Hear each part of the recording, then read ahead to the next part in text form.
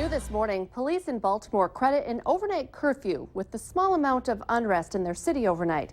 This is a live look. Police officers are still out on the streets this morning. Baltimore PD got help from 3,000 additional officers brought in to help keep trouble to a minimum. A very good Wednesday morning, everyone, and thank you so much for waking up with the Valley today. Kyle Bosch here with Lisa Bedeau. We're just getting started with non-stop news and weather all the way up to the top of the hour to help you plan your day. And we do start this morning with the election results. Fargo does have a new mayor this morning, but he is a pretty familiar name and face. Tim Mahoney beat challenger Brad Wimmer for the seat by more than 2,700 votes. Mahoney was emotional but excited as he stood with his family at the podium, thanking the late Dennis Wallaker for his work. Mahoney says he'll take the next week off before getting back to work at City Hall. Two other ballot items were decided in last night's special election. Tony Gehrig will take a seat on the Fargo City Commission. He was the top vote getter among 6 candidates. He'll serve out the 3-year term that was left open when Tim Mahoney ran for mayor. And the proposal to eliminate that resignation requirement for city commissioners who want to run for mayor in the future did pass easily, more than 8,000 yes votes to just over 6,000 no votes. Jurors in the case of a West Fargo teacher accused of having a sexual relationship with a student will try again today to reach a verdict. The jury's been deliberating the fate of Aaron Knodel since Monday afternoon. If convicted on all charges, Knodel could face up to 35 years in prison. A 25-year-old construction worker from West Fargo may have to have his leg amputated after a work site accident. Police say Chad Miller was working at an apartment complex going up on 34th Avenue East yesterday afternoon when a construction forklift, you can see in the video right here, it flipped onto its side. Miller was in the basket at the time. He fell out and was pinned under shingles and other equipment. Miller is now being treated at a Twin Cities hospital. Coming up on 6:51, time for weather and traffic on the ones to plan your Wednesday. Good morning, Mick. Good morning, Lisa and Kyle. A day that kind of proves why we wait all winter for days like this. We start a little cool, but hardly a breeze, hardly a cloud in the sky. By midday, a few clouds up around Lake of the Woods, and what few clouds will be out on the western horizon represent a warm front, a warmer air mass moving in for tomorrow. It will be windier. So if you're doing something that requires not much wind, painting outside, things like that, then go for it today, because it will be no rain, not much wind, and a beautiful blue sky, and not too hot.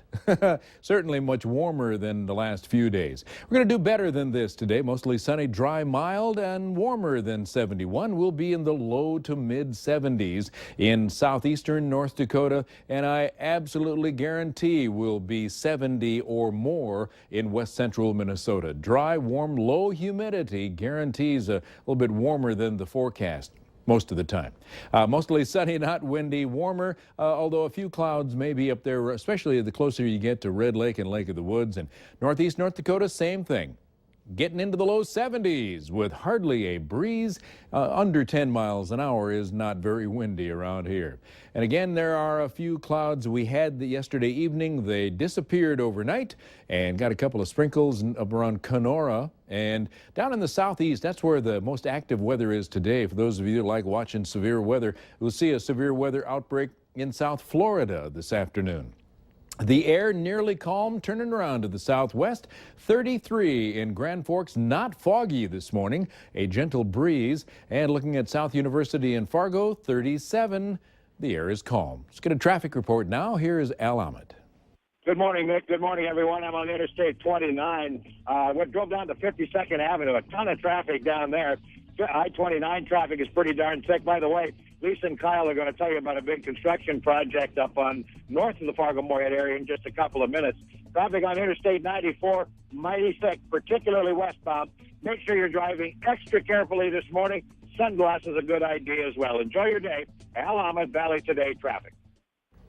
It's now 7 minutes before 7 o'clock. A major summer road project gets going today north of Fargo. Reconstruction on northbound I-29 between Argusville and the Gardner exit means both lanes will be closed through early November. Traffic will be head-to-head through the 10-mile work zone starting today, and speeds will be dropped to 65 miles an hour. Drivers are asked to slow down and pay attention for workers. The arrest of a man suspected of mugging a woman in downtown Fargo yesterday was all caught on cell phone video. Police say 43-year-old Charles Walker was arrested for strong-armed robbery after allegedly attacking that woman on Broadway yesterday afternoon. They say he tried to take her belongings. The suspect was able to be held on until police officers arrived. The 2015 North Dakota State Fair has canceled its poultry shows. It all comes as a result of the State Board of Animal Health trying to stop the spread of avian flu. The board is putting a stop to bird movement to shows, exhibitions, and public sales within North Dakota. It doesn't just affect the state fair, it also affects county fairs around the state. 2 cases of avian flu have been confirmed in North Dakota. They were at commercial poultry operations in Dickey and Lemoore counties. North Dakota lawmakers will be back at the state capitol in Bismarck today after failing to meet their adjournment deadline yesterday. They're trying to work out the details on some last pieces of legislation. One thing they did wrap up yesterday, a bill that transfers the cost of some social service programs to the state. The move will result in about $23 million in property tax relief. People who live in Minnesota will still have to drive across the Red River if they want to buy beer, wine, or booze on Sundays. The Minnesota House has voted to keep in place the state's longtime ban on Sunday liquor sales. Lawmakers rejected an amendment that would have allowed local municipalities to decide whether to allow liquor stores the option of opening on Sundays. Supporters of Sunday sales argue that the state is losing business because of the ban. Minnesota Governor Mark Dayton is ordering the Department of Natural Resources to stop putting radio tracking collars on moose because of concerns mothers abandon the calves because of the collars. Now, some experts believe that the mothers can be traumatized by the separation while those calves are being fitted for the collars. The collars are designed to try and solve the mystery of Minnesota's declining moose population. The commissioner of the Minnesota DNR says he supports Dayton's idea. Severe summer weather season is almost here, and the state of North Dakota will be running a statewide test of its emergency warning system today. You'll want to be listening for the sirens right around 11:15 this morning. It's also a good reminder to make sure your family has a plan that lets everyone know where to go if severe weather strikes. You can stay on top of all the latest weather warnings, of course, with that Valley News Live weather app for your phone. A special ed teacher at Carl Ben Middle School is Fargo's new Teacher of the Year. School officials say Matthew Myrold is a committed professional who makes a huge difference in the lives of his students. He got the big award yesterday during a surprise announcement. It was at an assembly not just for students and staff, but also some secretly invited guests. Good for him.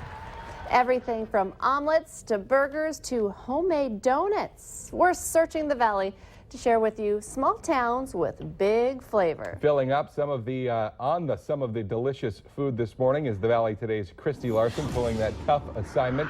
She is live in Rothsay, Minnesota at the Rothsay Cafe. Christy?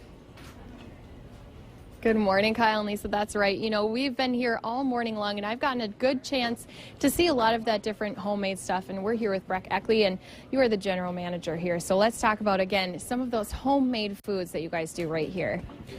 You know, whether it comes out of the kitchen or out of the bakery, it's all good. You really can't go wrong. And that's what a lot of your customers were saying, too. You know, we asked the Larsons, what's your favorite thing? And she did a good commercial for you. She said, everything here is good. I think I've tried just about everything on our menu, and we continue to change it, and we're coming out with a new one here again shortly. It's all good. And you guys are located right off of the highway, so why would you tell people to stop by? I mean, it's pretty convenient to have you right there. Yeah, if you're just stopping by, if you need to stop into the gas station for something or get something to go, everything can be ready real quick. It's hop off the interstate and hop right back on. It's so convenient, and again, you can always do a call and get it to go, or you can come in and pick up some of those donuts or a pie or who knows what else. But you guys are open 24/7, which makes it easy for a lot of people, too, who are coming through. Absolutely. I think the last time we closed was about 13 years ago.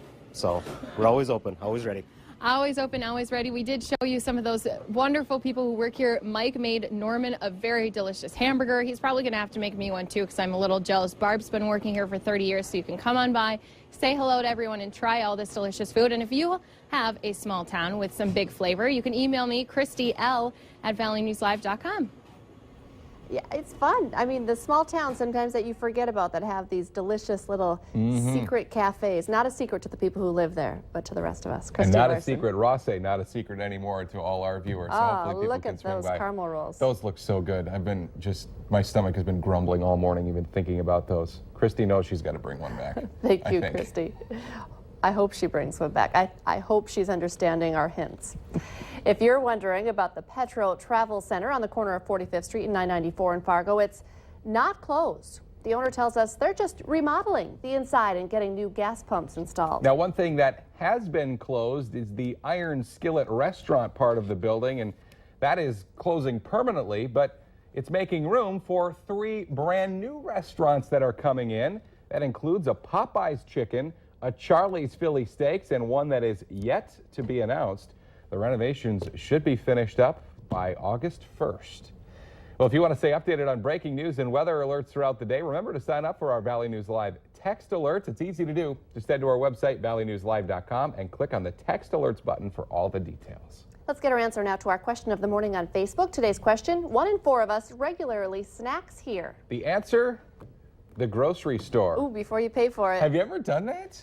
Sometimes in line, I'll open my pop before I pay for it, but it's not like I eat grapes out of the... It's bold to like open up the bag of Doritos and just sit there like walking up and down the aisle and start munching away. That seems a little extreme. Yeah, I thought grapes are okay, but it's the apples that are. Yeah. You open the orange, leave the peel. It's a quick check of the forecast here. Sunshine and cool to begin. A beautiful morning will turn into an absolutely stunning and warmer than the forecast afternoon, going to the low to mid 70s. Thanks for waking up with the Valley today. Remember, we'll have more local news and weather for you right here in just 25 minutes. Have a great Wednesday, everybody. We will see you tomorrow morning.